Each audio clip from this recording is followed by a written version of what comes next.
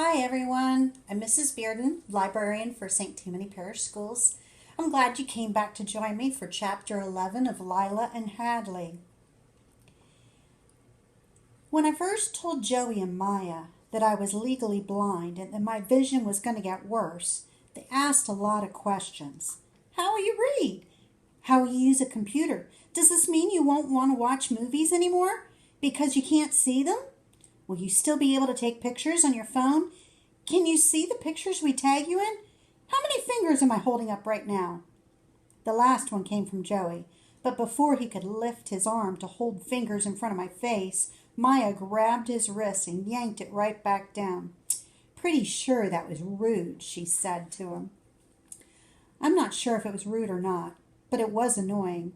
Every time anybody, even grown-ups sometimes, finds out that I'm blind, they put up their hand and ask how many fingers they're holding up. Like they're testing me. The answer is almost always 3. I didn't know how to answer the rest of their questions. I had no idea how reading or taking pictures or watching movies was going to work yet. I could still do all that stuff, though it had definitely gotten a bit harder. But if the doctor was right, and my vision was just going to keep getting worse, I didn't know what that would mean. You know, Maya said, letting go of Joey's arm, I'm legally blind without my glasses on. No, you ain't, I said. The doctor said you're only legally blind if your vision is that way with best correction, which I think means glasses. So you can't be legally blind without glasses on because the glasses fix it. You just got bad eyes without them on. Oh, she said. Okay. We were sitting on the school bus heading home. We all lived on the same bus route, just a few miles apart, which meant we got to spend a little extra time every morning and every afternoon with each other. Normally I like that, but today I was kind of ready to just go home to Momma. I'd known for a while I was legally blind, since my last eye doctor visit, when he said my vision had officially reached that point. My friends knew my vision was bad, but I hadn't told them it'd be getting worse. If Momma really wanted me to possibly take some kind of classes in the next year or two, though, I knew I'd have to be honest with my friends about what was going on. Besides, keeping it from them had been hard enough. We weren't the sort of friends who kept things from each other usually. Still, I was wishing I had kept it to myself because all these questions just made me feel tired and worried. And then Joey asked me one question I did know the answer to. Are you scared? He asked. About it getting even worse. No. It was the first time I'd ever outright lied to them before. That's good, Maya said. I think I'd be scared, but I'm glad you're not. But if you ever need help with things, as you go blind or whatever, we'll be there. We can help. Yeah, Joey said, we can definitely help with whatever you need. Thanks, y'all, I said, though I knew they couldn't. When I got home, Momma was on the phone having one of those conversations where she sounded real stressed out. This was in the winter, a few weeks before Christmas last year, and she'd stopped working for Dr. Parker months ago. Those calls, the ones I later learned were with lawyers, had only started in the last several weeks. I made myself a bowl of cereal and sat down on the couch watching a rerun of some old sitcom about people living in New York City while I waited for Mama's call to wrap up. It took another half hour or so, and another episode of the show was playing when Momma finally hung up the phone, dropping it onto the kitchen counter with a huff before coming to sit on the other end of the couch. Is everything okay? It's fine, Bean. Don't worry about it. I didn't know it then, but I wasn't the only one telling lies that day. How was school? It was okay, but I told Joey and Maya what the doctor said about me being really legally blind now. Oh? Yeah. I put down my long, empty bowl of cereal.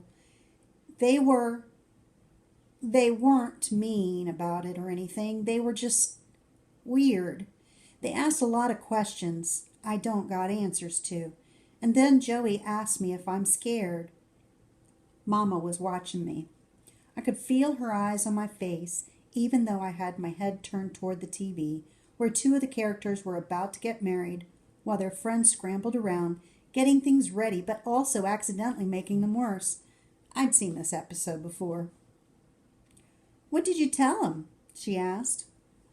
I said I wasn't scared. "Is that the truth?" "No." "Oh, Bean." Momma scooted across the couch toward me, then wrapped her arms around my shoulders, pulling me into a hug. "It's all right to be scared." "No, it ain't," I say, burying my face into her shoulder. Her hair smelled like the coconut shampoo she always used. "It's embarrassing, especially because people already get all sad for me when they find out what's going on with my sight. If they know I'm scared, too, it'll be even worse." Momma squeezed a little tighter. "I understand you not wanting people to know it scares you. It's not anyone's business but yours. But you don't got to be embarrassed about being scared. You know change is coming. And change is scary sometimes." "I thought you said it'll be okay, though. That I'll be okay even if I can't see." "You will be," Momma said, "but that doesn't mean you're not allowed to be scared about how things will change.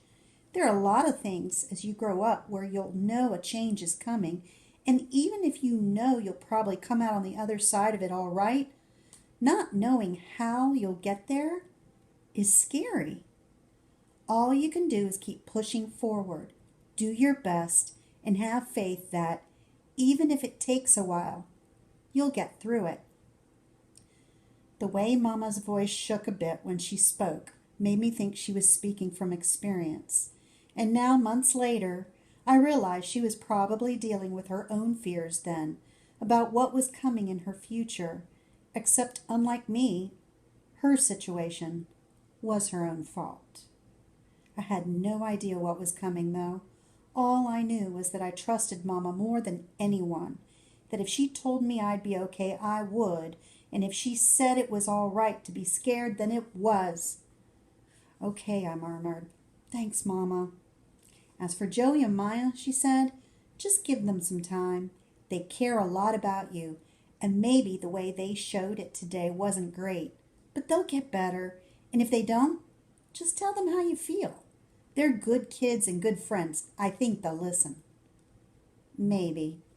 She hugged me for a minute longer before her cell phone started to ring in the next room.